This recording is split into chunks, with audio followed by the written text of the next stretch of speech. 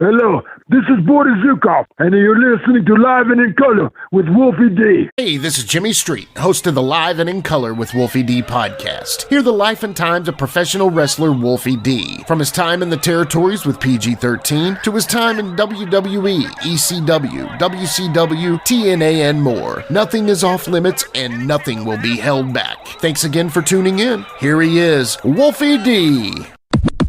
All right, guys, welcome. This is our Thanksgiving edition of Live and in Color with Wolfie D. And I got my man, Jimmy, across the gobble street. What are you doing, man? Da. Da? You're doing da. Niet. Oh, you're speaking Russian. I get it. Nostrovia. Well, do they celebrate Thanksgiving in Russia? I doubt it. We cannot afford turkey. We eat very small pheasant. The pilgrims didn't come there in either. Mother Russia. The great Commandant Putin, he gives us small pheasant for entire family. Yes, very nice, man. Very anyway. Nice. Yeah, I lost it. Sorry. It's not a bad Russian accent. It's just like moose and squirrel, you know? Yes. Rocky Bullwinkle. Oh, man. Yeah, but dude, we got a cool show today, man. We got Boris Zhukov on the show. Yes. I'm very interested because I don't know Boris. I've never met before. And this is one of those ones that, most of the people we bring on, I've had interaction with. Boris, I have not, so I'm looking forward to this and finding out more about Mr. Zhukov. Yes, Mr. Zhukov. That's what we'll call him. Premier Putin brings you many tidings. Yeah, but seriously, so I've known Boris just a little bit, just a small fraction of a bit. Guy that got me in the biz, Ken Steele, he knew him. He was trained by him. And anyway, he was out there, and that was one of the first matches I ever got to see Boris wrestle was Kenny. And long story short, I was just about to quickly do something here, put you over real quick. 122 episodes, and 121 of them, you've booked the guest. Yeah. For one, you take the book for a while. I'm taking the book over. Oh my God! Quickly veer to the left, kids. Yeah, this is. Yeah, we're about to go out of business. We're about to fold, buddy. No, kidding. Hey, in all seriousness, what are you doing for Thanksgiving? Man, I don't know. We're going to go to see family in Virginia, I think. Just kind of hang out, be kind of cool. I get my son for Christmas this year, so we do back and forth. I'll get him for Thanksgiving. Sorry, I didn't mean to cut you off. Oh, you're good. No, we do back and forth on the holidays, and so long story short, I'm getting him for Christmas, so I don't really care what we do this year. I don't have my son, man, so you know how it is. Let's say Thanksgiving, the family. What do you say? The family model of today isn't what it used to be. We know this, and it's just not the same anymore, man. It isn't. No, you're right. Really not. Dude, we could go to my granny's house and have 30 people in that room, and now it's like maybe 12. You know what I mean? And I'm not considering deaths and stuff like that, but I'm talking about just like people just don't really get around each other anymore, man. It's definitely something that I feel like my dad and his brother and sisters try to keep going. Yeah. But it just doesn't really feel the same to me, and I'm sure it doesn't feel the same to you for sure. Because it's just not. But I love the food. I am a Thanksgiving fan. But I enjoy the food. Yeah, but I asked me the other day because I guess we're going to go to her mom's and everything, her parents, and she's like, do you have a dish for Thanksgiving that you cook? I said, I ain't never cooked Thanksgiving in my life. I can cook, but I don't do Thanksgiving. I've never had to, Yeah. Go somewhere else, Yeah, of course.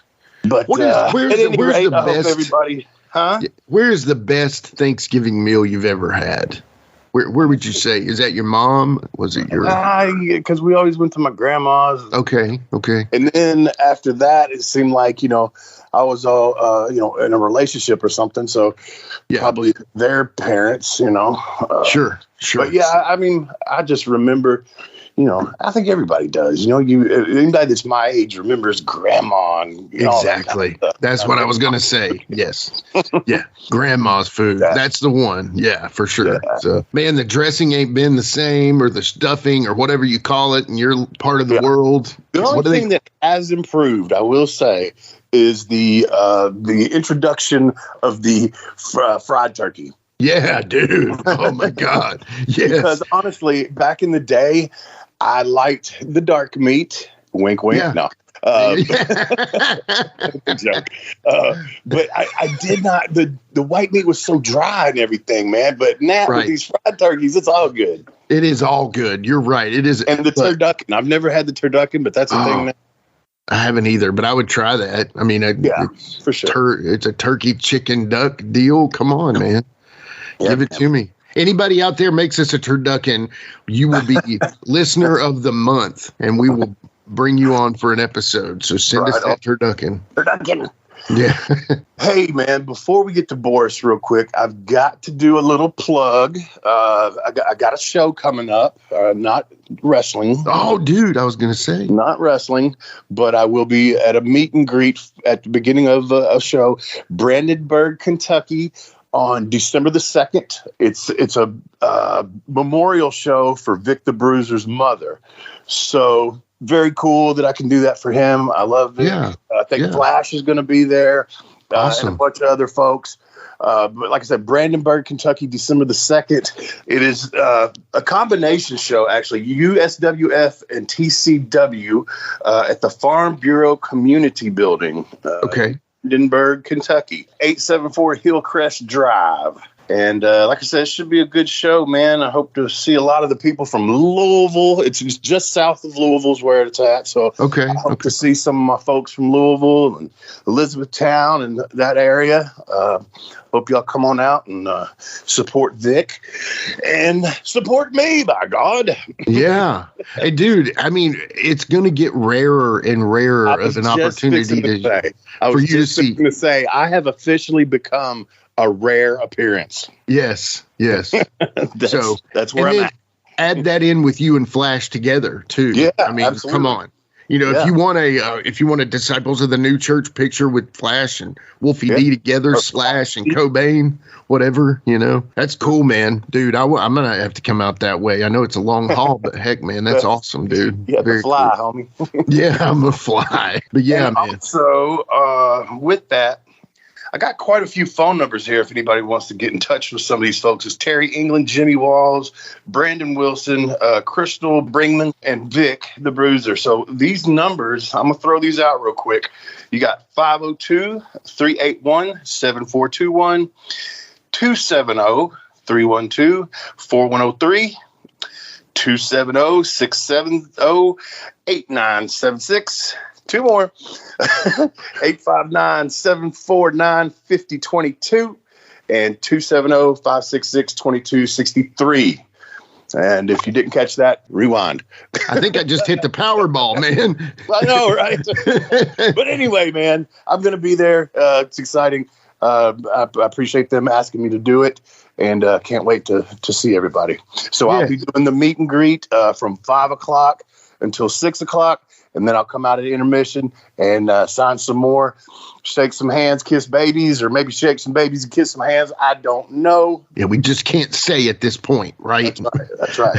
Yeah. All right, buddy. Well, let's get your boy Boris, Mr. Zhukov, on here and have a good show. And again, hope everybody has a good Thanksgiving, and I hope you enjoyed this show today. Yes, we'll be right back after these messages. Hey folks, to get your official Live It in Color with Wolfie D merchandise, go to prowrestlingtees.com/live Wolfie D.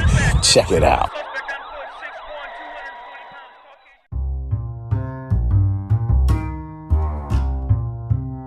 If you're listening to Live and in Color with Wolfie D on Apple Podcast and like what you're hearing, go ahead and leave a 5-star rating. And while you're at it, write a review.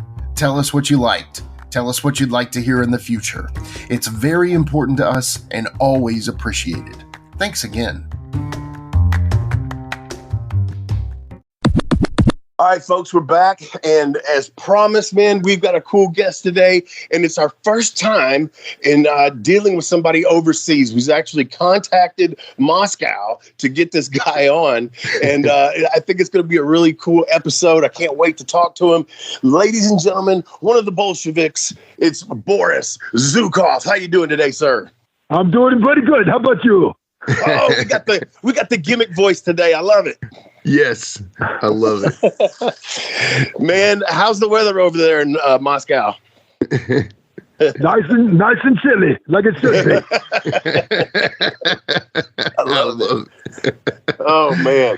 Hey, so Boris, in realism, what do you do these days, man? What's going on with you after the world of professional wrestling? Oh, after the world of professional wrestling, I found me another job staying on the road. I got in the truck driving business, and I did that for around 30 years or so. Wow. So That's do awesome. you still like being on the road like that?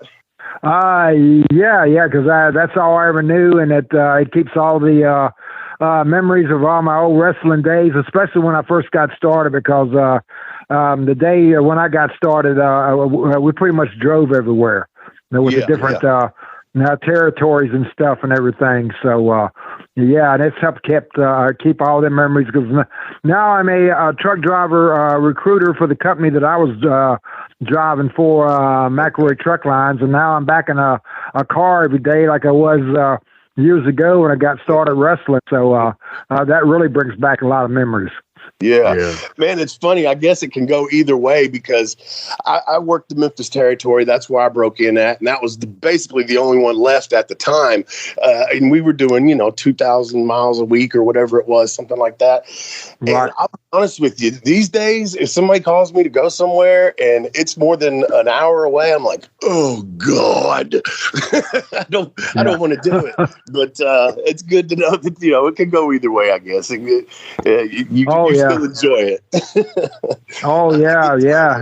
Because back then and stuff, with the territory days and stuff, you either like doing it or you got out. That's just the way it was, Yeah, exactly.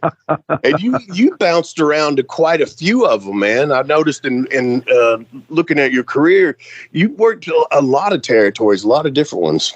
Yeah. I had a pleasure of doing that. A long time with Jim Crockett Promotions, and then with Bill Watts down in Louisiana, and then out in Texas with Von Erickson. I had a good long time down there in Pensacola territory with the Fullers and the Armstrongs. So yeah. That's a hell of a career. That's one of the good old days. And then the old Knoxville, Tennessee territory too. So, yeah.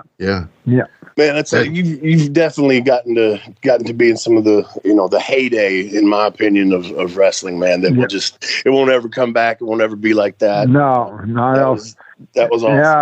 That was a special time, and I was very honored, and very fortunate to have been able to have been a part of that. So because when I really got going, I first got going, I had some time in the old Georgia territory with TBS back in the day. So that was a lot of fun too. So excluding, let's say the WWF, let's talk just the territories, man. Which was your favorite one to work in? My home territory, Mid-Atlantic Championship Wrestling, that's right. Jim Crockett Promotions, because that's the territory that I grew up and was raised in. So Gotcha. Yeah, and a lot of them guys that I got to watch growing up, I got to work with and travel with. So that was my most special time. Yeah, for sure. That's the same for me with Memphis. I grew up on Memphis, and then when I got there, that was everything to me. Even though I got to work a little bit for Vince and Ted Turner and all the others, man, Memphis just meant something to me, especially the headline. Yeah, that was a fun time out there too. With Lawler and Dundee and all that. Oh yeah. So heck yeah. Man. Love to hear that, man. Jimmy, go ahead. Get you one of your good questions in here. Well, you know, it's funny because you were talking about my bread and butter right there, Jim Crockett Promotions and Mid-Atlantic and these kinds of things. What I always thought was so ironic, because I was a kid from that area, not that I necessarily picked up on the fact that you were starting out as Private Jim Nelson and then you turned into this foreign menace. I guess, where did that happen? Because, I mean, you're part of Slaughter's crew, and then you become like one of his arch enemies. You know what I mean? So where did that turn? Or who maybe helped you with that? Or was that your decision to make that immediate turn?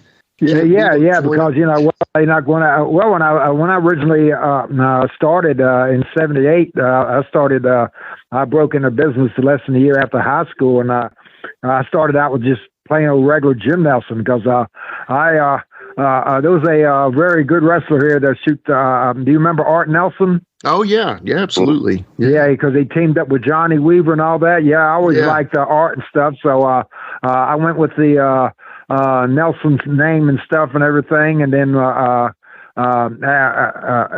after a couple years in doing the independents here in Virginia, and then that's when I got started in Atlanta with Jim Nelson, and then Ole Anderson helped me get started up there in Charlotte with George Scott up there at Jim Crockett Promotions, and I was just Jim Nelson there when I first went there. But then when Sergeant Slaughter came in, he was wanting somebody to do the private gimmick with and stuff, you know, and so they talked to me about doing that and everything. But when all that ran out and stuff, you know, and then finally I turned on Sarge and Canola helping Steamboat and Youngblood so they could win the World Tag Belts. And then that was going to wind up with me because I wanted to do the Russian gimmick and stuff, go with Boris Zhukov, and that was the name that I came up with myself.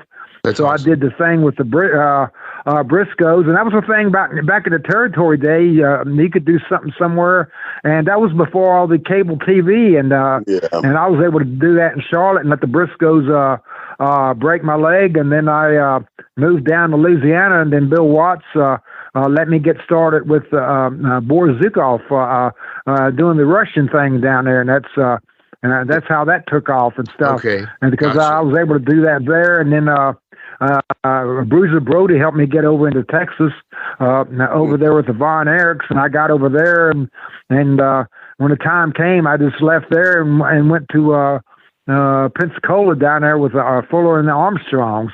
That's what was great about the territory days, because it was all local TVs and stuff. You didn't have all that cable.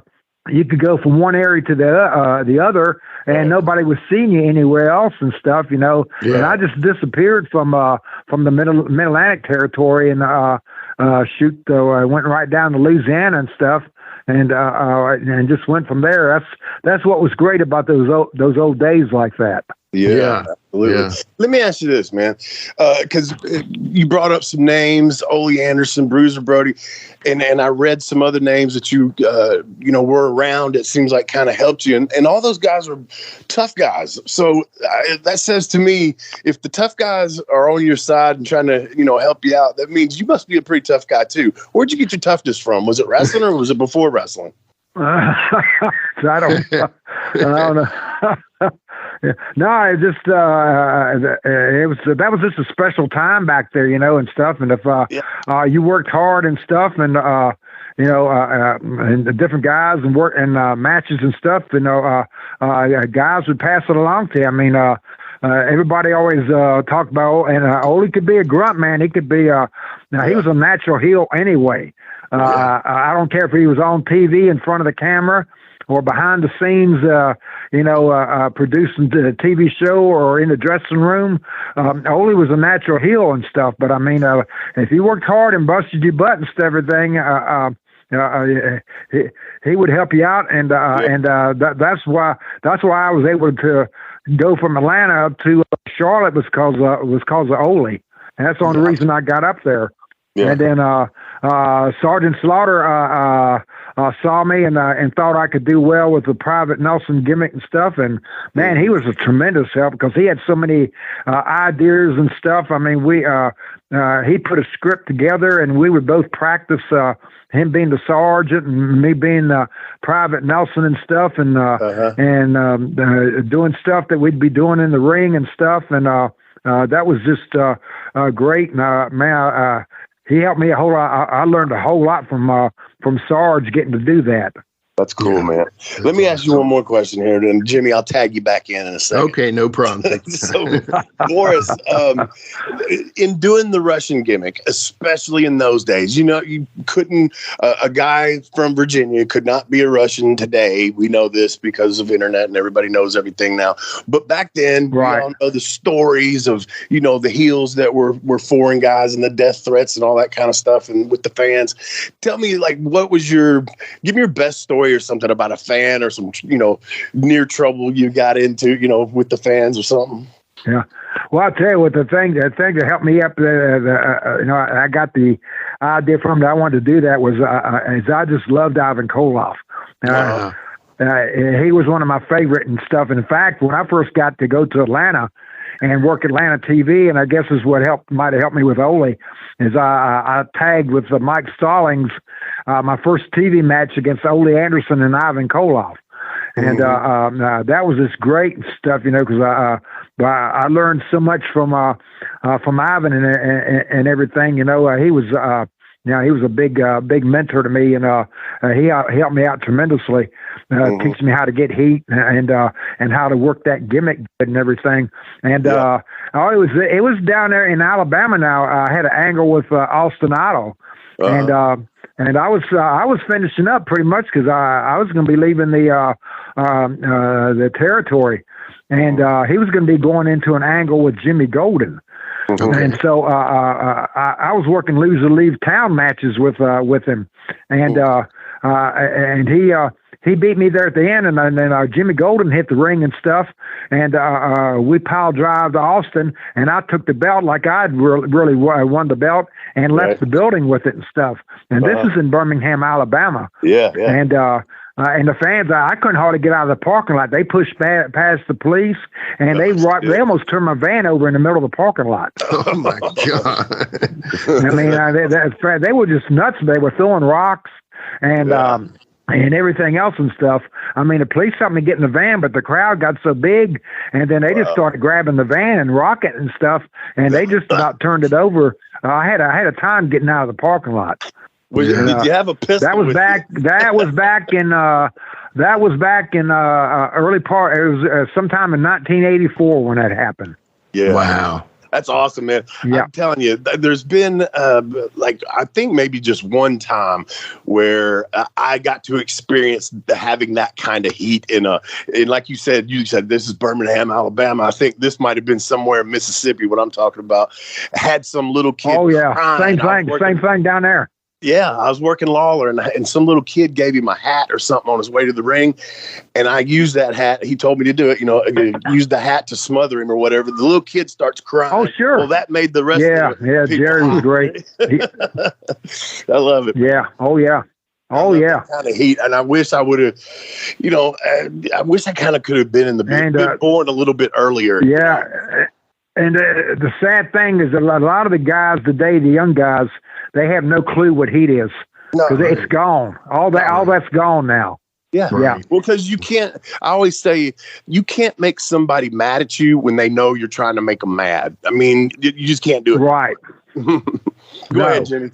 No, they'll end up laughing. No, but back then it was different, man. Shoot, because we had the incident with the plane back then and stuff. They got shot down, and golly, Ned, Ivan about got killed, and I remember Nikolai telling me some horrible stories that he went through too, doing it in different places and stuff. And and when I got up there and were tagged with him, I mean, him and Sheik, they had so much heat, man. That was a big gift to me, for me to be able to get in that spot there. But they had so much heat and stuff. I mean, it was killer heat up there. And places like Philadelphia and Boston, we had a time getting out of them buildings sometimes. Yeah, it was really scary in some places. Oh yeah, because but this was before the thing with Reagan and Gorbachev and the wall coming down. That was a bad heat period before all that happened. You had to watch every time me and Nikolai would go somewhere to eat and stuff. We'd have to sit out by ourselves. And you had to watch people and stuff because people try to come up and act like they want to ask for our autograph and then try to spit in our food. That's what I was going to ask you. Yeah. Did you ever have any issues with your food that you know of? I mean, yeah. That about happened a couple times and stuff. And a lot of times, Nikolai and I, we'd have food and take it back to our room. And Nikolai was a great cook. He'd carry a hot plate. And we'd just cook in the room. Because it wasn't safe for us to go into restaurants or anything like that. We'd get back to the motel. We'd go straight to the motel room.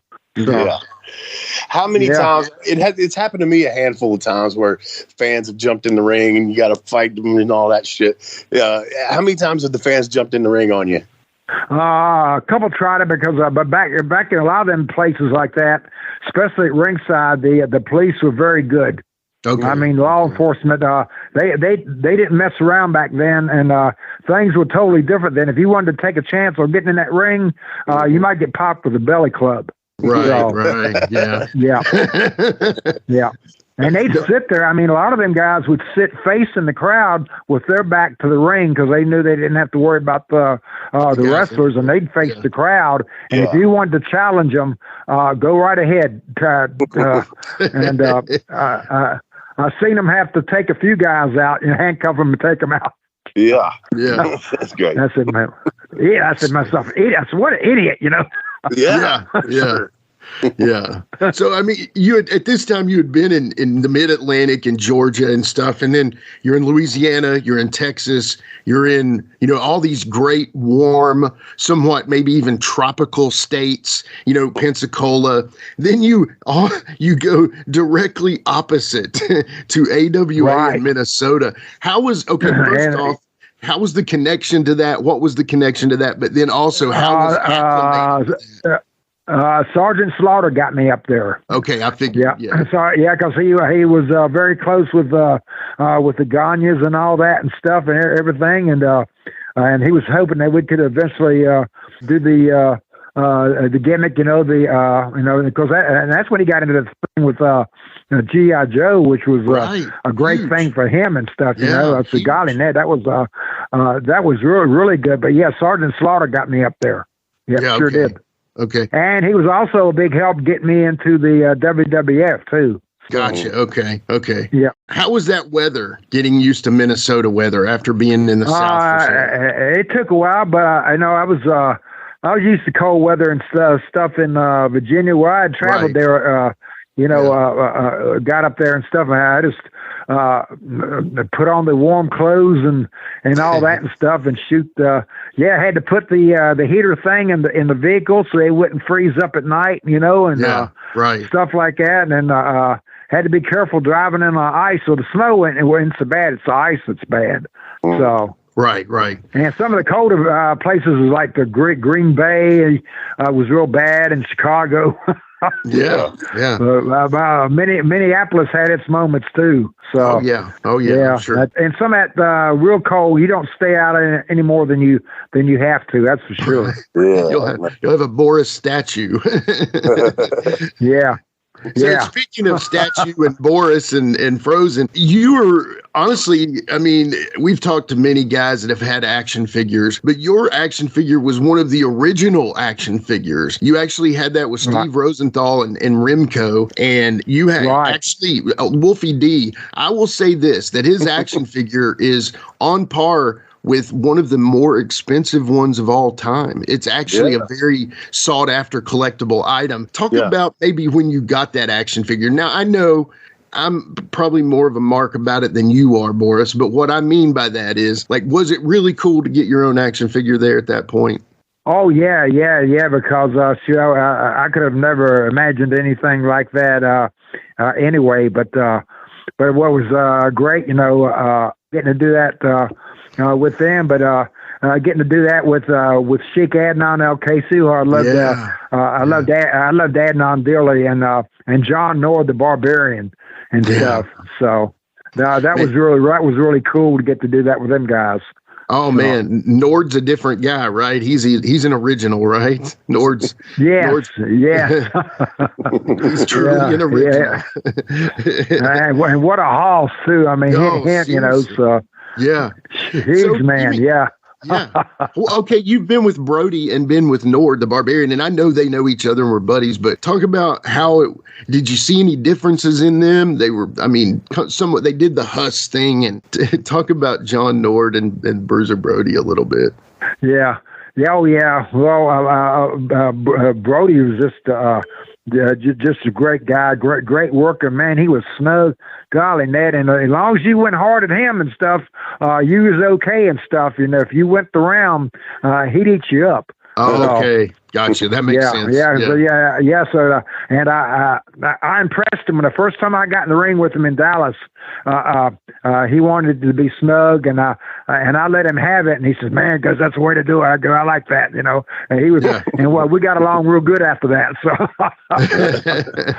but man, that boot.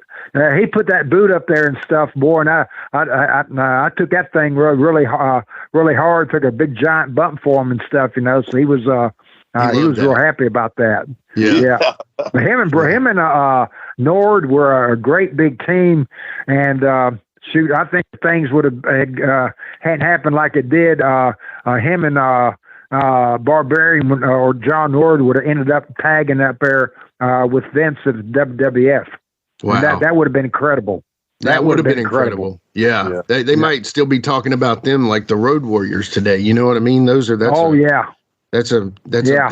never even like put that in my mind together that would be in New York, but that would because they were so big and rugged looking and snug. And I think they would have probably ended up tagging in Japan too.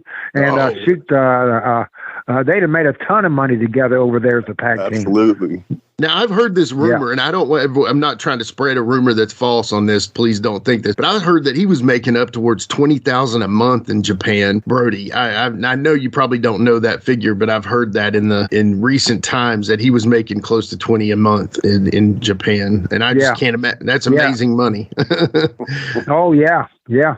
Yeah, he was drawing big money over there and stuff, and that thing that happened with Jose Gonzalez just made me sick to my stomach. Yeah, you know, no joke. If you don't want to use, if you didn't want to use him, fire him and not book him back again.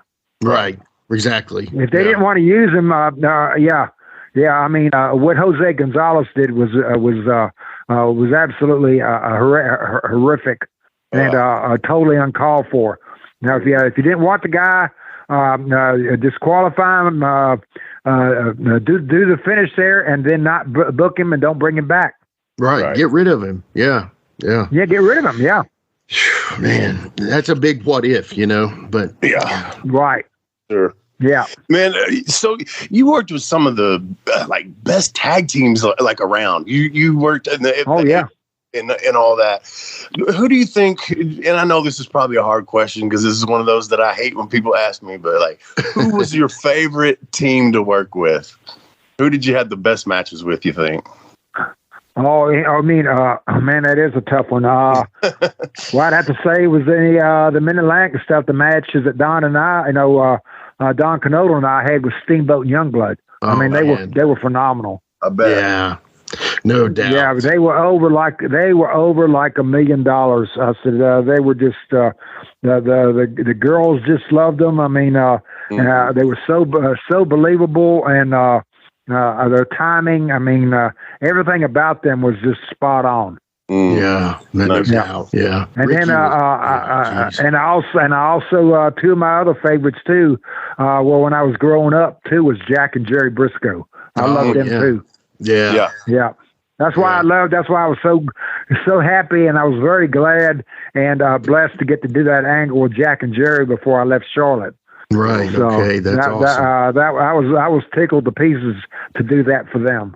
So because I love Jack Briscoe anyway. Yeah. I mean, golly, Ned, he was so strong. Golly, Ned, did you ever get to work with him?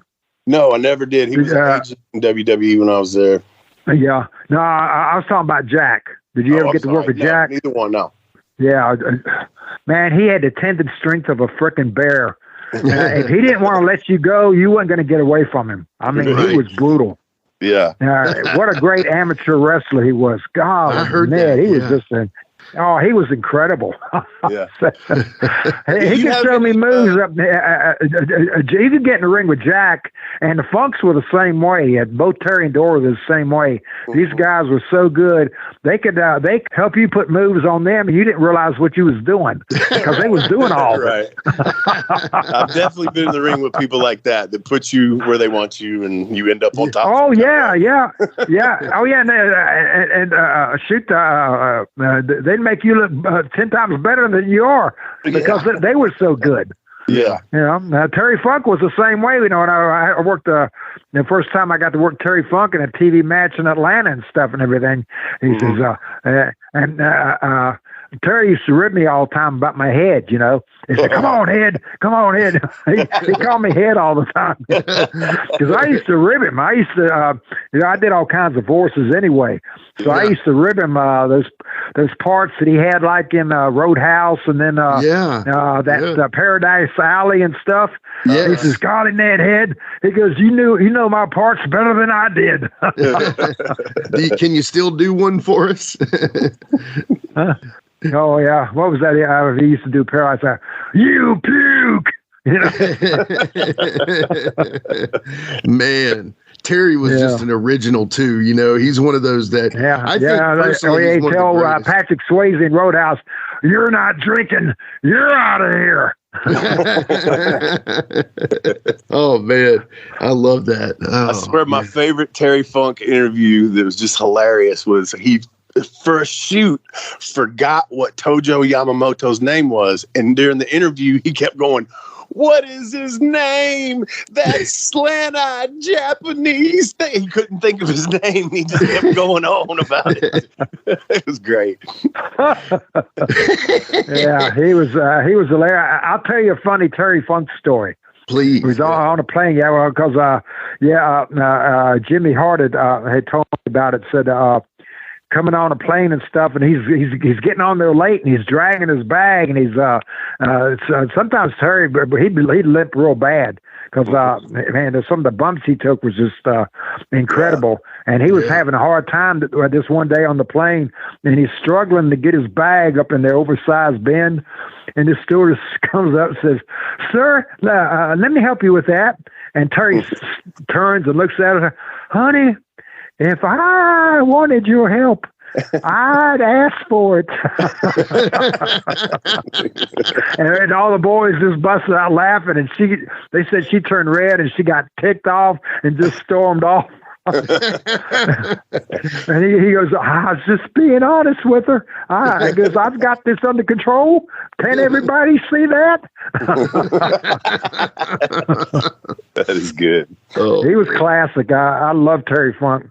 Yeah, Ned, he helped me. He helped me in a lot of ways and stuff. I mean, he great psychology and all that. He was fun to travel with and great to be around in the dressing rooms. I mean, he just had so much knowledge about the business and stuff. It was just incredible.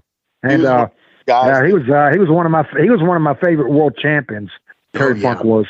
He's one of those guys that you talk to, and even though he'd be the first time you met him, he act like he knew you forever. If you know, and he was like anytime he was like that. Anytime he'd see you and recognize you and stuff, boom, you just start your conversation like the last time he saw you, you know.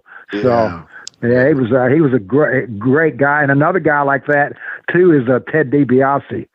Ted's like that. Yeah. But he came from that territory, the Amarillo and all that stuff, because Ted goes way back in those days, and he was another great guy like that. DiBiase was, because he helped me a lot when I first went to Louisiana, because Ted was real big down there when I moved down there when I started my Russian gimmick there.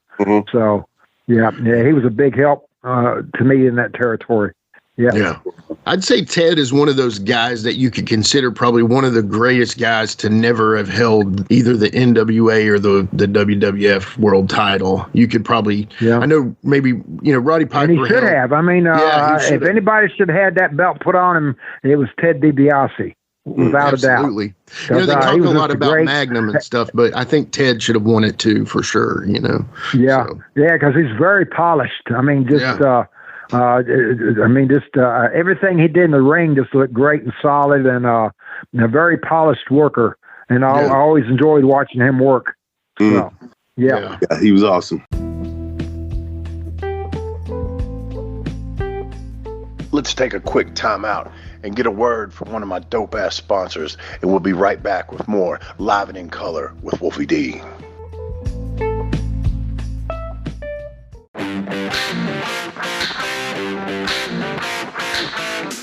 Hey folks, this is Wolfie D here, and if you are looking to buy or sell a home in Tennessee or Southern Kentucky, you're going to want to call my buddy, the rock star realtor, Benji Bowie. And you say, Wolfie, how do I get in touch with this rock star? Well, you can call him directly at 615-390-8216. You can go to his website, bowiehomes.com. That's B-U-I-E homes.com. Or you can email him at benbowie34@gmail.com. When you need a home, you need the Rockstar Realtor. Benji is a member of Exit Realty's Garden Gate team in Gallatin, Tennessee. Support for Live and in Color with Wolfie D is brought to you by Manscaped, who is the best in men's below-the-waist grooming. Manscaped offers precision-engineered tools for your family jewels. Manscaped recently launched the Ultimate Men's Hygiene Bundle, the Performance Package. Join over 4 million men worldwide who trust Manscaped with this exclusive offer for you. 20% off and free worldwide shipping with the code WOLFIE at manscaped.com. If my math's correct, that's about 8 million balls. One team that I always liked watching you guys work was Demolition. I always loved watching the Bolsheviks and Demolition. Oh, yeah, Bill Eadie and Barry Darso, yeah. Phenomenal. Because y'all were all four hosses, you know what I mean? Y'all were big boys. Yep. You look like you could put some damage on people, and I just thought y'all four worked together really well. Talk about Demolition a little bit. Right, I got to work... I got to work a lot with Bill and stuff, back in the day when he was a mass superstar. So that helped me when he got to do the other gimmick and stuff, because he was phenomenal both gimmicks. He's another one of the greatest mask guys ever in the business. Oh, totally. Yeah. That mass superstar was just phenomenal gimmick. I'm a big fan of Jardine too, but definitely Bill Eadie. Yeah, Jardine. Yeah, him and Jardine, two big guys and two of the best masked men ever to work that gimmick, and it's a shame that's gone, because that was one of the greatest gimmicks ever. Was that hood, that mask? Yeah. It was. Because the suspense of who's behind that mask and stuff. I mean, it was like me when I was, because I remember going to see Jardine. I finally got to meet him years down the road, but I'd go to see him before I broke into business. In Virginia here in Roanoke and stuff and everything. And man, he worked in matches where they just about had that mask off, and the people were just in a frenzy. And then somehow he'd do something and screw the baby face and pull that mask back down, and he's gone, Yeah, and, exactly. And people, he just knew how to get that suspense and stuff and drive people into a frenzy. And it's a shame nobody knows how to do that no more. Yeah, it really is. Because it's either the first guy on the show now with a mask, or it's some sort of luchador type gimmick. It's never luchador is about the only ones left. You don't have that heel. And I loved that growing up, man. I loved the masked heel gimmick. I the masked superstar or whatever, whoever. I loved the masked gimmick as a kid. I'll tell you what happened one time. I'm trying to remember. I think it was Starlane Arena. Some fan got a hold of a daggum chair. And Wahoo about had his mask off, and they threw the chair and stuff, and then I guess Wahoo moved or something, keep from getting hit by the chair. And Danko Jardine picked that chair up and knocked Wahoo out with that thing. And I thought the fans was going to kill the guy that threw the chair because like he helped Jardine. It was a fan that did that, trying to hit Jardine with the chair, and he hit Wahoo with it. Oh, that's magic. That's magic. Oh yeah, that was good. They took advantage of that fan doing something that stupid like that. Yeah. That poor fan got killed too. Yeah, that's magic. Yeah, man, holy classic finish. Yes, absolutely. No doubt. No doubt.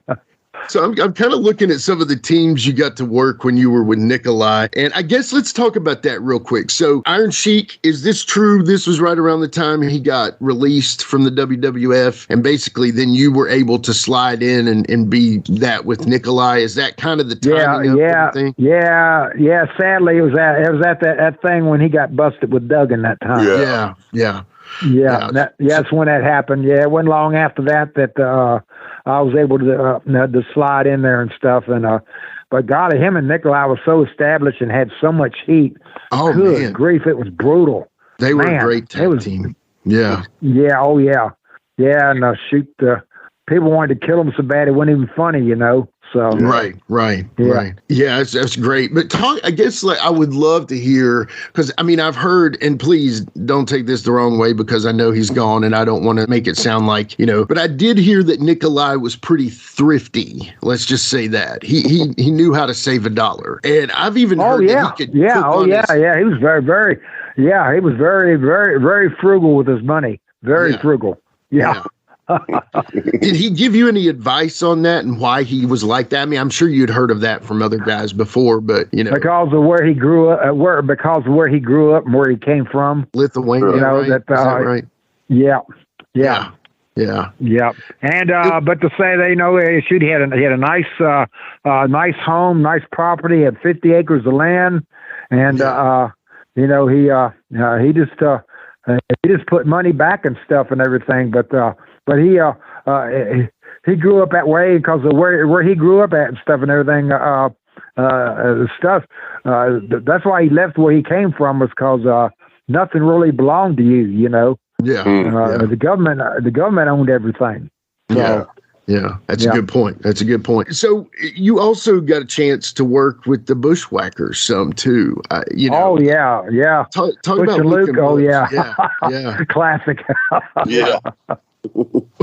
Yeah, because I knew them back in the day. I was with them in the Charlotte territory when they came in as the sheep herders. So I got to travel.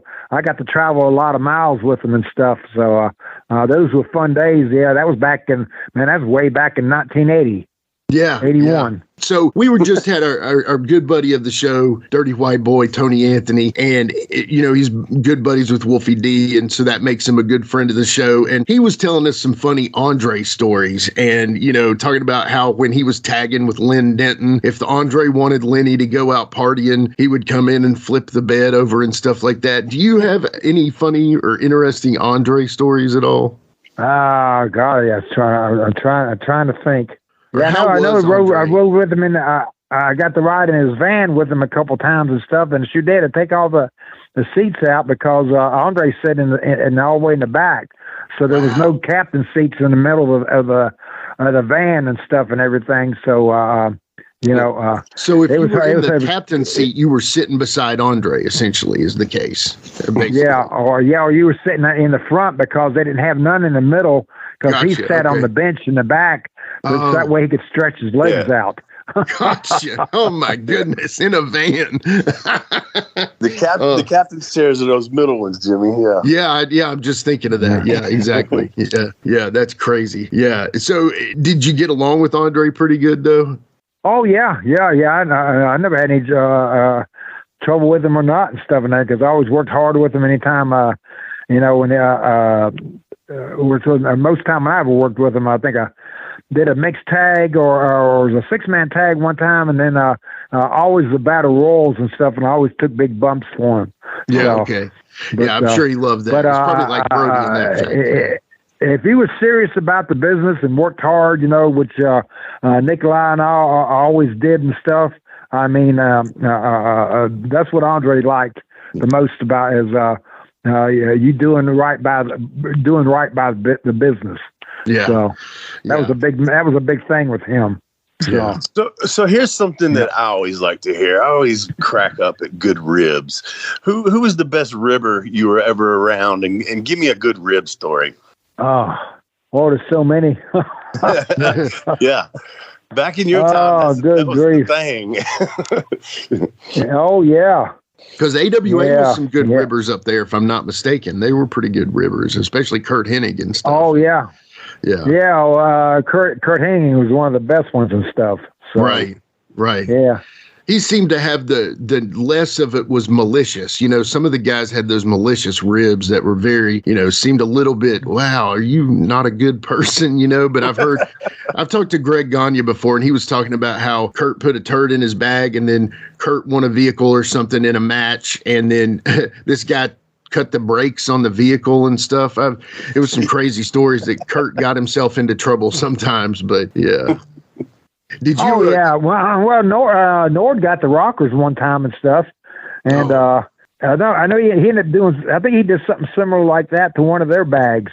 It might have been Sean's, and then he put a lock on it. He locked it to something with a lock, and Sean thought that's all it was, and he was getting ready to take a couple planes to try to get home, so he didn't find that thing in his bag till he got home. So that was a long ride for that to be in his bag, Yeah, because you could put a turd on. Yeah, you could put a turd on the windowsill in Minnesota and it would freeze, and then you put it in the bag. Oh yeah, it's not frozen when you get home. So yeah, right, exactly. Yeah, and all he thought that Nord did, and he's like, well, ha. He put a lock on his bag, He said, man, that's a good one there. And Nord says, hey, Boris, he's going to find out how real good it is when he gets home. Get that bag opened.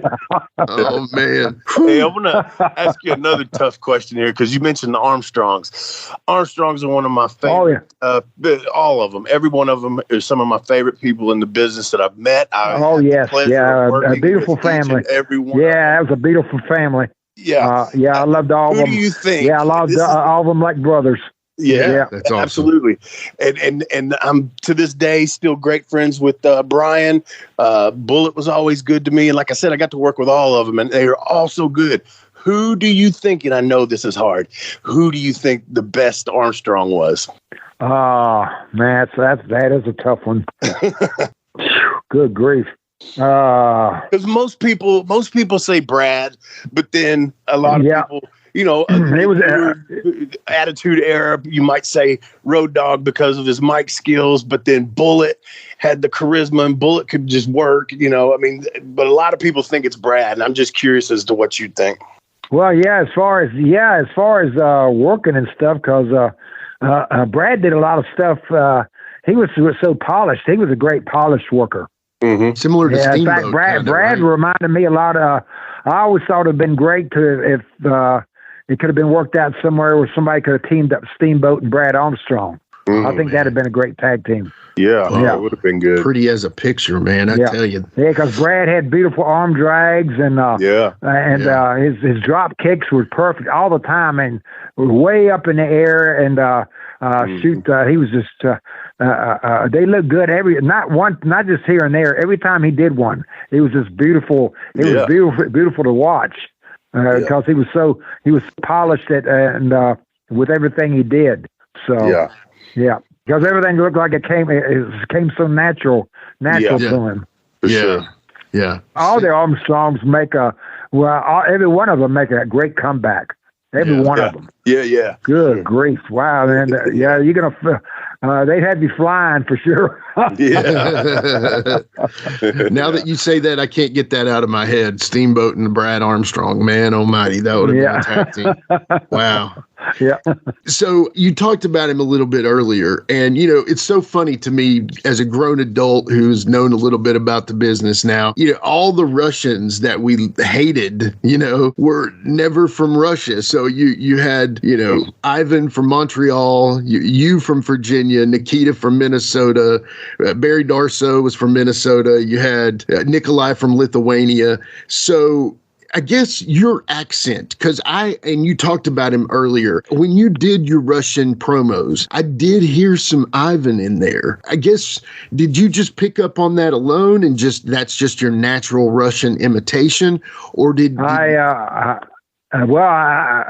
said, Ivan was one of my favorites when I was in school. I picked up on that when I was in junior high school. Okay, and stuff. gotcha. And I just practiced from there. And Oldie used to read me all the time. Said, "Golly, Jim," he says, "you graduated from the Ivan Koloff School of Broadcasting." I went, "That's right. Don't forget it, Anderson." He bust out laughing.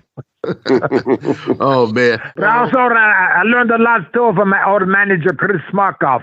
He was a great manager. I love to imitate Chris. Yes, that's a great. Yeah. Have you heard from Ole in a while? When's the last time you've heard from Ole?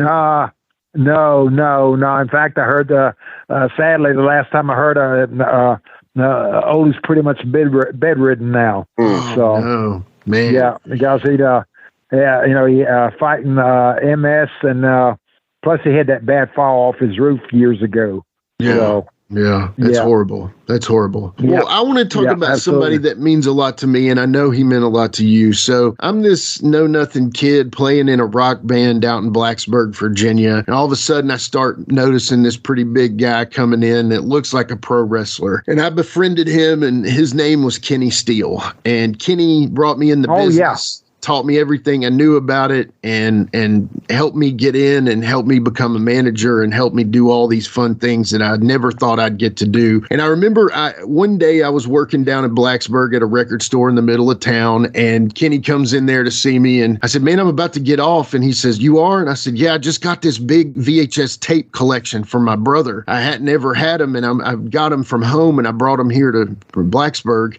You want to come home and watch them?" And he was like, "Yeah." And he's like, "What do you got?" And we ended up putting in the 1988 Survivor Series. And obviously you're part of that massive Survivor Series tag team match. Talk about how awkward that was, because you're essentially standing right beside the guy that you're maybe going to face in the ring. That was kind of a lot of guys, right? Was that not a lot? Oh, yeah. Yeah. That was a total different type of match, Yeah. The way they did that. So, it was very, very unique for sure. Yeah. What's funny is Kenny said, he said, I've talked to, and he says, I know Boris, and he was talking about you, and man, Kenny loved you to death, Boris. You meant a lot. Yeah, I loved him too. He was a great guy. Yeah. Because we got to wrestle each other a lot, and we got to tag too. So he was a fun guy to tag with too. Yeah. Yeah. Tell Wolfie a little bit about Kenny. I've always wanted to have somebody else talk about it for a minute. Okay. Yeah. Man, he was just a big, strong boy and stuff. And it's just a shame that he came along after the territories parts and stuff and everything, because he'd have been a great fit anywhere because of his size. Yeah. Yeah. Kenny was good. And then he opened up he fixed up a thing up there. Right. He got a nice ring and stuff, kind of like what the Crockett's had, and fixed up a nice area at the place and stuff. But he had that ring that he took to, and we did a lot of wrestling shows in it, and it was a fun ring to work in. Yeah. Yeah, he had the whole setup, and this is before Billy Corgan even thought about getting into wrestling, Wolfie. Like, how he redid that whole set with the Turner studio there.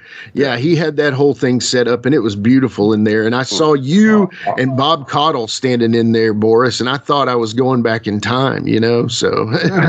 Yeah, because he brought Bob up there because he had really fixed up a lot like the old Crockett studio was. Yeah, exactly. From Mid-Atlantic and stuff. Yeah, and that was just because Bob Caudle just loved that, and what a nice, sweet guy he was, man. He was, like I said, that was one guy I got to watch growing up, and then I got to work with him and do interviews with him and stuff, So that was a pretty neat deal for me too, Yeah.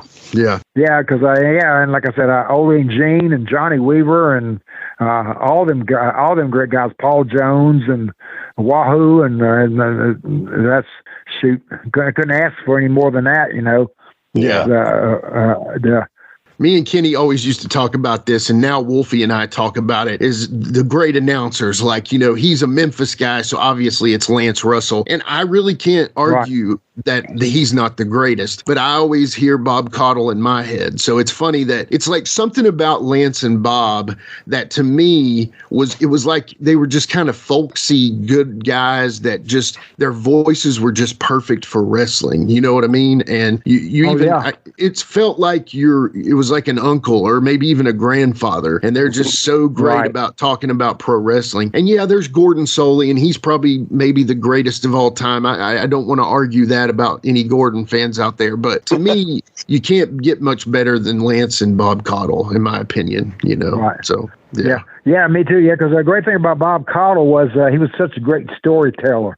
You know, explaining the what's going on in the ring and stuff, and maybe if fans are tuning in that might not have tuned in the last week or two before, he'd bring everybody up to date and stuff, and just able to tell a story and stuff, you know, on the mic like that and stuff, and it was so natural the way it came out and stuff and everything. He was very polished at that job and great at it, without a doubt. So yeah. And to hear Lance Russell call a Lawler-Dundee match, there's not much better on this planet, you know. So, I've never heard a good Bob Caudle impersonation. I've heard some great Lance Russell impersonations, but it's almost like Bob has got that voice nobody can imitate or something. I don't know. But right, exactly. If you can, listeners, let us know. We'll put you on the air. So, but Boris, man, it's been an honor to have you on here. Absolutely, man. It's really. It's been my honor to be here and stuff. I mean, it was wrestling was for me was a big dream, kind of like what Gary Rossington said about being a big part of Leonard Skinner, because it's a big dream you have, and then one day you wake up and it's all real, and that's what blows you away, you know. So. Yeah. Yeah. Man, you're talking about the greatest American rock and roll band ever right there, buddy. Leonard Skinner. I love it. I love it. Oh, yeah. Because those were my heroes when I was in school and stuff and everything. And I got to run into him and his wife Dale out on the road up in Atlanta and stuff years ago. And that was neat. And I met Ricky Medlock too. I got Ricky's autograph, you know, back when he was Blackfoot, and then again when he was with Skinner, you know. Yeah. So and he's the original guy from Skinner, his life, too, you know. His life came full circle, and now Ricky's one of the last of the Muscle Show guys. Right. So, exactly. Yeah. Who would have thunk that the Russian Boris Zhukov loved Leonard Skinner? Who would have ever thunk that? Yeah, exactly. Medlock's a big wrestling fan. He loves wrestling. Because when I met him, he recognized me at a motel and stuff, and wanted me to come over and meet him because he wanted my autograph. I mean, you're talking about getting blown away. That was back when me and Nikolai were tagging, and man, I flipped out on that one. Yeah. We're like, well, let me get yours first. Right, exactly. And I still got the picture that I still got the one he signed with me. That was back in 1990. Yeah. For me, it was always Kiss, and wrestling got me to be able to meet Ace Frehley one time. Me and Brian Lawler worked each other on a show, and then the guy that was running it was one of my buddies, and took me back, and I didn't even know Ace was there, but he was there signing his book, and we took a picture with him and everything. So yeah, that's when I was like, wow. wow, I just got to meet fucking Ace Frehley. Yeah. Yeah, I can't tell you. I'm a big Rolling Stones fan, but I tell you can't get much better than that 70s rock from Kiss and Skinner and I mean Zeppelin and I mean all those great bands. But I tell you what, man, I love music and I love wrestling. And the thing with all them guys back from that area was the work ethic they had. I mean, they worked so freaking hard and stuff. I mean, the young bands today don't want to put in half the work that those guys did. No, That's why they're not as half as good. I mean, that freaking Gary said Ronnie Van Zant, they had to practice 10 hours a day, 7 days a week. Yeah, that guy. They said he was like a freaking ruthless football coach. You know. He says, he goes, the more we practice, the better we're going to sound. And they'd play 10 hours a day. One of my favorite stories about Ronnie Van Zant is they're recording in the studio with Al Cooper down in Muscle Shoals, and it's not doing what Ronnie wanted. And you may know this story better than I do, of course, but he took Al and put him in the car and said, "We'll handle it." Is that kind of the story? Do you know that? That's exactly what he did. Yeah, he was trying to mess up. He didn't want to put Simple Man on the album. Right. Ronnie put him in the car. Ronnie put him in the car. He says, "We'll take care of this. You go on down the road and stuff, and we'll finish this up. Go on." And I heard another great one about him the other day too, and stuff. I don't know who did this. They were doing a show somewhere. And he looked out, and two of his truck drivers had been appointed as security guards down in front of the stage, and he blew a head gasket. He said, "What are you people doing?" He says, what are we going to do if something happens to these two guys and get hurt, and we don't have nobody to drive our equipment to the next show?" Right. Yeah. So somebody got reamed out on that one. Oh man. He goes, we cannot afford to lose our truck drivers. Right. Exactly. And he knew that well himself because his dad was a truck driver. So yeah. That's awesome. Well, again, Boris, man, we totally appreciate you. I don't know if Boris is, at this point, should we call you James or Boris, but we appreciate it. Oh, man, sure. for you coming on here. I mean, seriously, we've been doing this once a week for over 2 years now. And I've told Jimmy, listen, I said, buddy, I am running out of friends in this business that I can ask favors of. I said, so there's plenty of people out there that we can interview. I said, but some of them I just don't know. I never crossed paths with them. And I just want you to know that I appreciate you answering Jimmy and coming on here for us, man. It means a lot. Man, you're more than welcome. Happy to do so and stuff. And yes, sir. 2.5 years, over 100 guests, and the first one I book is Boris Zhukov. So I'm not doing too bad so far, right, Wolf? Come on. Yeah. I told him, I said, dude, I have run out of friends in this business. Yeah, as a Sheik would say, not bad for a jabroni. I love it. Absolutely. That's a perfect way to end it. Excellent.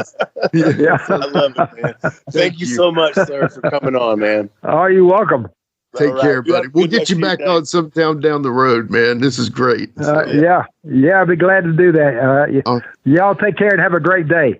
You too, sir. Thank you. Again, we appreciate you, Boris. And Jimmy, I always ask this question, and I really already know the answer to it. But anyway, it's kind of our thing. What do you got next? Yeah, the listeners can say it along with me. Ask Wolfie D anything.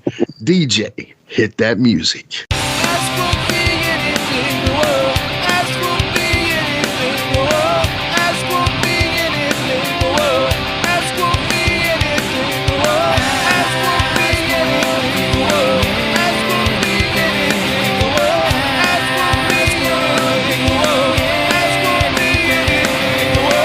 All right, we are back with Ask Wolfie D Anything, and Wolfie D. Boris is very good person, yes? It's very good interview, nice guy. Enjoyed that a lot. Like I said, getting to talk to somebody that I, knew who he was, obviously, but had never had any experience with him, so that was cool, man. He's still sharp as a tack, and dude, yes, that's cool, man.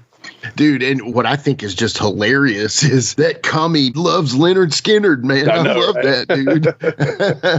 And here's the thing. It's just awesome that he, like, his biggest gimmick is a Russian, villain, and he loves some like one of the most American bands ever. You know what I mean? Like, it's just ridiculous, but I love it. Virginian, Yeah, he's a Virginian, which I gotta love that too. But dude, Boris is just so cool. And here's the thing, man. I will text with him, and dude, he was texting me after we did the interview, and he was just sending me some stuff. And here, let me tell you something. He sent me a video about the Iron Sheik being the Undertaker's worst roommate and how he blow dried his mustache. And then I told him, I said, Wolfie's got a great story about him blow drying his mustache. Yeah. And he said the Iron Sheik tortured Nikolai for many nights. They roomed together. Late, long showers, blow drying his mustache. Sheik would tell Nikolai, the mustache, very important to Persian people. Anyway, that's awesome. He's a character. Yeah, he's awesome. Yeah, but anyway, so I tell you what, while we're at it, let's ask some questions. What do you say? All right. Well, our very first question is from Jason Newsom. Okay, and this is from Facebook, and he says, and this one is kind of you've covered this one before, but we'll kind of cover it. So tell about your experience getting into wrestling, how that came about. I remember in high school, JOHS baby, one of my friends saying you wrestled at the fairgrounds while we were in school. I remember a Road Warrior shirt that you would wear to school. So I'm not really asking about the intro to wrestling. We kind of know that. I want to hear about this Road Warriors t-shirt, man. I drew it with magic marker on a fucking blank t-shirt. For real? Yeah, and I would wear it. I mean, it was all right. It wasn't great, but I didn't give a fuck. I wore it anyway. And now, I never, when I was still in school, I had not made it to the fairgrounds yet. But pretty quickly after that, because see, my graduating class was 1992, so I was at the fairgrounds in early 1993. So I could see where people that went to school with me can kind of, put those two together there. That was still in school or whatever. But no, it was a little bit after that, because I actually quit school in, I mean, it was my junior year, so I guess 91 or something like that. Okay. And, I do have a GD, however. I didn't get that good enough. Like 30 something, but I got it. It counts. I didn't need it at the time, so So man, that's the Road Warrior shirt. I drew it. It was the picture of them on the front of the Pro Wrestling Illustrated. Hawk, one of them had the gloves on with the little tassels on it. Oh, okay. You know what picture I'm talking about? And it's got kind of weird lighting or whatever. But, yes. Yeah, so that was the picture that I drew, and I would wear that, a little bit. And like I said, it was okay. I have no idea where that shirt is. It's probably gone by now. Right. But I mean, I know it is, but where it ended up, maybe in a landfill, I don't know. Who knows? Yeah, probably threadbare now anyway. But do you have any? Is there any pictures of it at all? Or I doubt it, man. Yeah. I don't even have hardly any pictures from my childhood and stuff. The way stuff went down when my mom and Pete's house was cleaned out, I just didn't. Things were not given to me. So, man, just how it goes on now, and I don't have hardly. Yeah. Yeah. So I know, let's tell a little bit of this story here. So I do know, if I could tell your story here real quick, since Jason asked me, instead of you, I'm just kidding. So you basically, you talk to Rick and Gypsy, and you basically have to talk your mom and say, hey, and Pete's like not wanting to let you in the business. Right. And you're talking to Rick and you're like, hey, can you get me with Gypsy? Am I telling it right here? Basically, pretty much, man. I mean, I didn't know who really we were going. I don't know if I knew who we were going. Yeah, I guess I did know who we were going to see. Sure. But I don't know that I really even knew much about Joe. You know what I mean? Yeah. But again, it was just a thing where Rick set it up, I believe, and took me with him and Pete. I mean, Pete was the one that I really had to convince, and sure.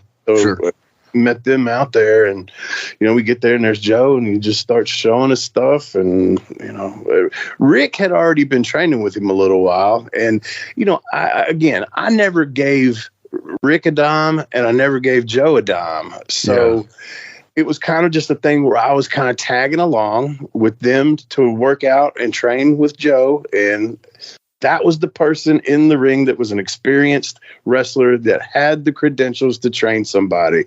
So when people say, who trained you? Fuck, I got in the ring with Gypsy Joe the first time I got into a fucking ring. So Right. Yeah, no, and I wasn't even trying to take it down that road, Wolfie, but I appreciate that you did. Yeah. But Rick was responsible for bringing me to, that to hooking it up. You know what I'm saying? Yeah. He broke me in, we'll say, Sure. Had the experience in the ring was Gypsy Joe. Sure. Yeah. Love you, Rick. I love Wolfie. He don't love me. Yes, I do. And the saga continues. Anyway, yeah. All right. Well, thank you, Jason, for the question. Thank you, Wolfie, for that answer. So the next question is Brad Freeland, and he says, this is funny. I think I understood it after I read it about 10 times. So it says, if a guy is spending more time fixing his tights than selling, at what point do the live rounds start? So he's saying if somebody's doing that while you're, when a guy like maybe gets a wedgie, like Lex Luger always. You got to. I mean, I know what he's saying, and there are times when you think now's not the time to do that. Right. Unless your balls are hanging out or something. Wait a minute. If you're really supposed to be selling hard, you might not want to make those adjustments at that moment. But I can relate because there was like when I was doing Slash and I was wearing those shin guards, I eventually ended up having to tape because, they hook, they go around and they hook, right? Yeah. Well, sometimes that hook would come undone. And so I eventually started taping them with electrical tape so they wouldn't come off. But those motherfuckers would come undone. And I mean, I'd have to fix it, or the motherfuckers were coming off. Right. Yeah, and they were like catcher shin guards, right? Yeah. So those are like easy to take off almost anyway. They're kind of a pain in the butt. Right. So yeah, I could see that. Yeah, man. There's sometimes it is the wrong moment, but sometimes you just got to make some adjustments. Right.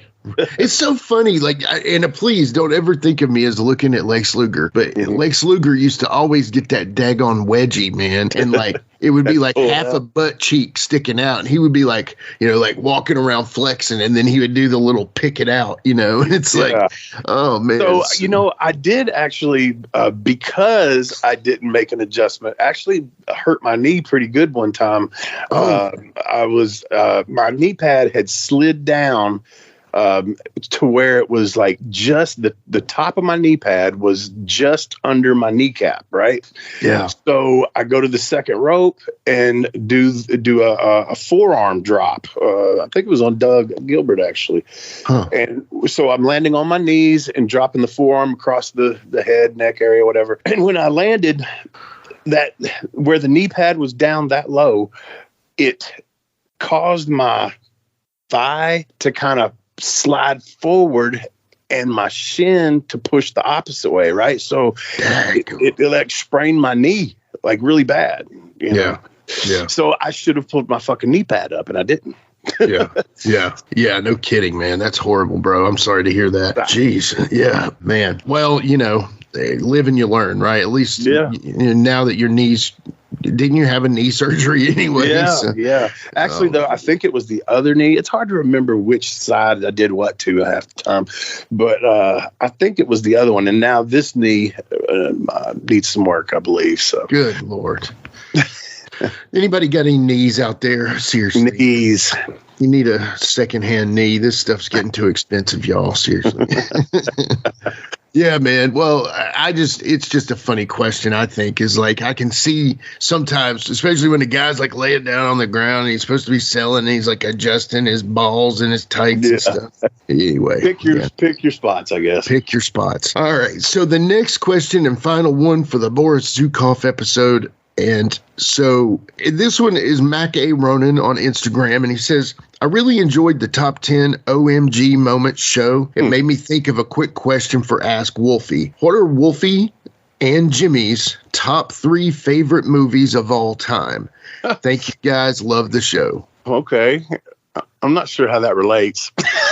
Yeah, I know, right? But hey, where'd you get that from, homie? I mean, who knows? But I appreciate that he asked, you know? I do too. I really do. Because, I mean, this is one of those questions that's so hard for me. I watch shit and I forget what I'm seeing or forget if I watch it. Yeah. But, man, just I know the fucking Terminator 1 is one of my favorite movies ever. So that's up there. Yeah.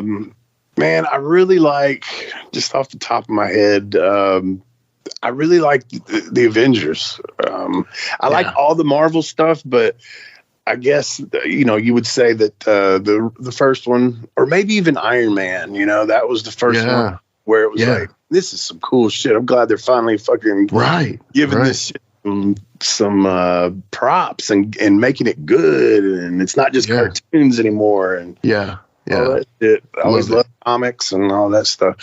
And let's see. I guess I would have to go with Empire Strikes Back.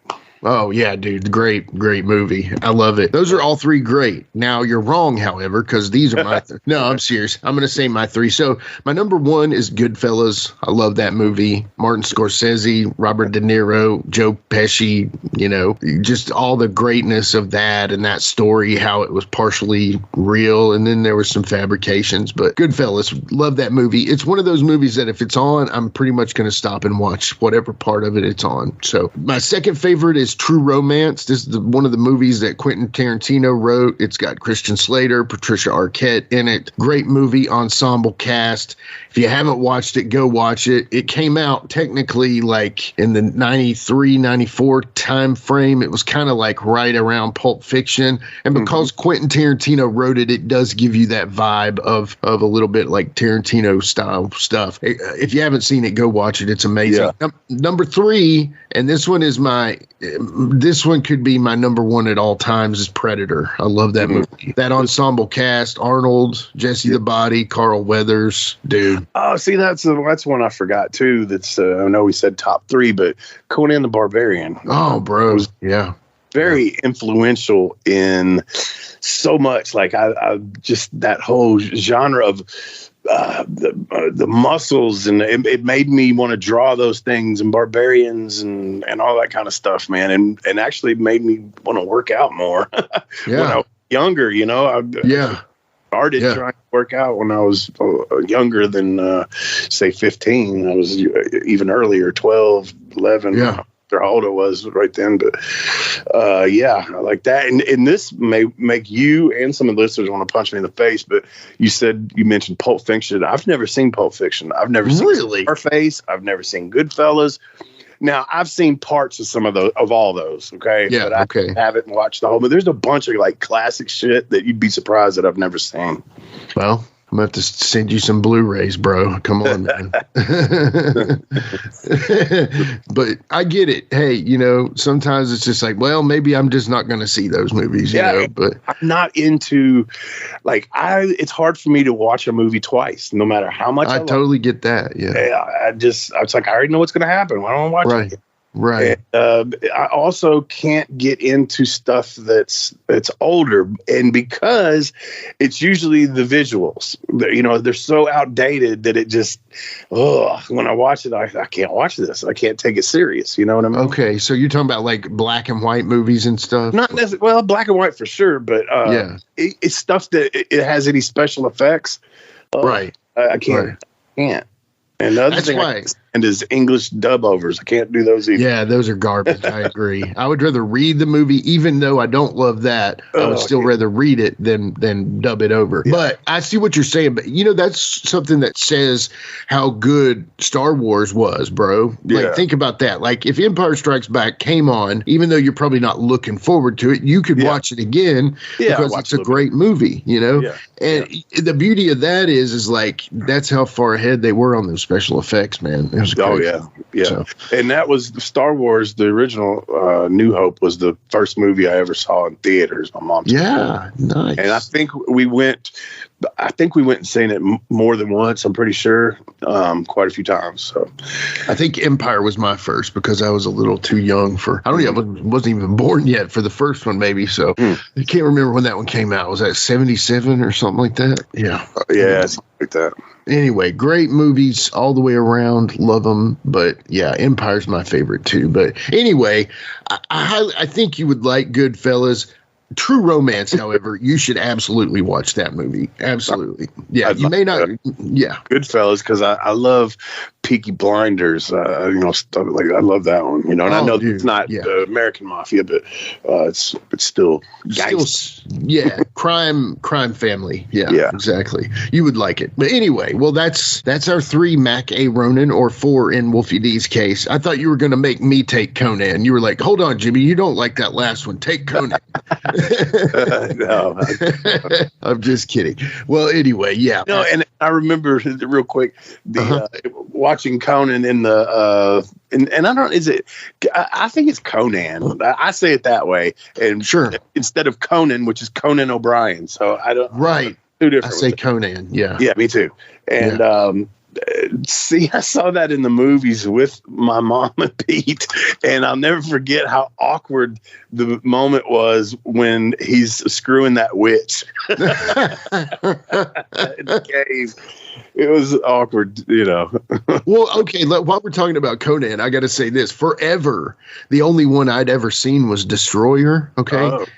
With, it was a great movie. It had Andre the Giant in it. You didn't know he was in it. And then Wilt Chamberlain's in it and stuff. Yeah. And I loved it, but it was so campy kind of compared to Barbarian. And then I went back and watched Barbarian when I was a couple years older. And I was like, oh my God, this is heavy. This is awesome.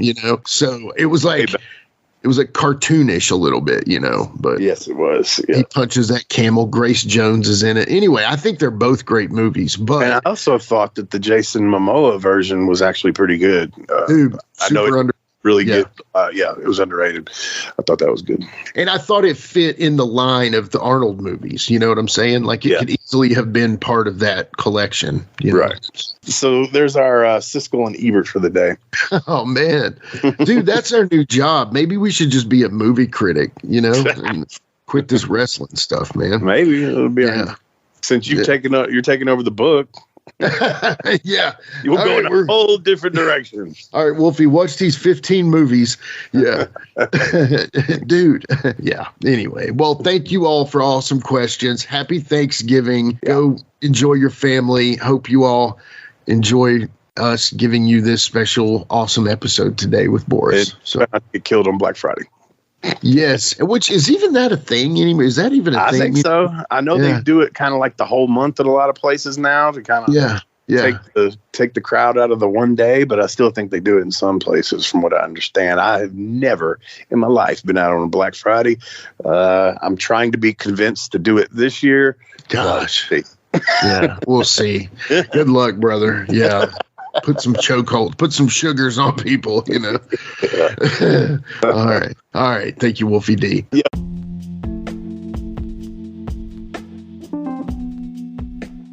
And now a word from our sponsor.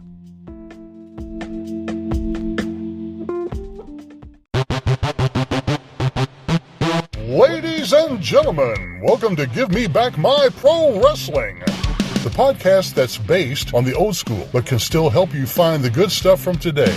Jimmy Street and the Plastic Sheik, Jared, are the undisputed tag team champions of the wrestling podcast world. From thought-provoking topics to superstar interviews to action figure expertise. This team does it all.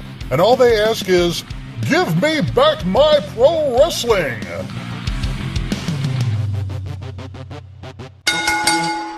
Every other Thursday, wherever you listen to podcasts.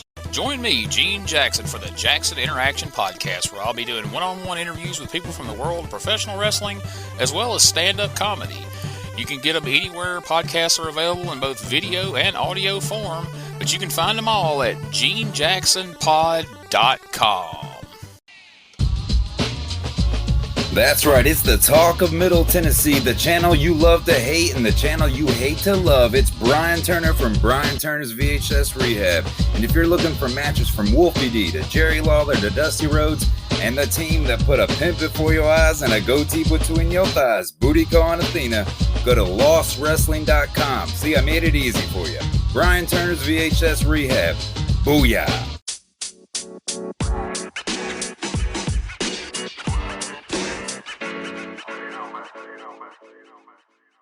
So that was another great episode. Hey, Wolfie, tell them where they can find you on social media. Jimmy, they can find me in the club, bottle full of bub. I'm just kidding. They can find me on Facebook.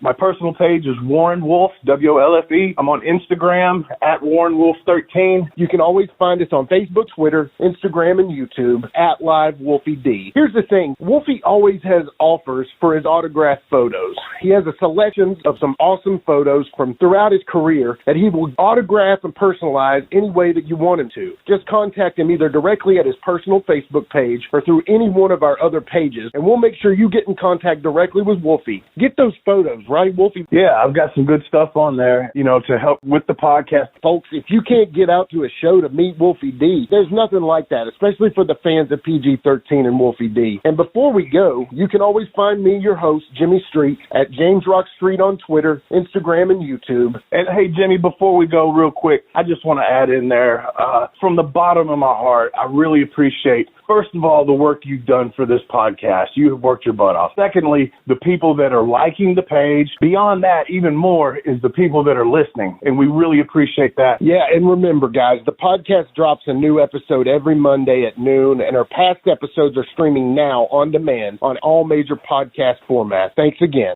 I got a cap for your dome. He got a cap for your dome. I got a cap for your dome. He got a cap for your dome. He got a cap for your dome.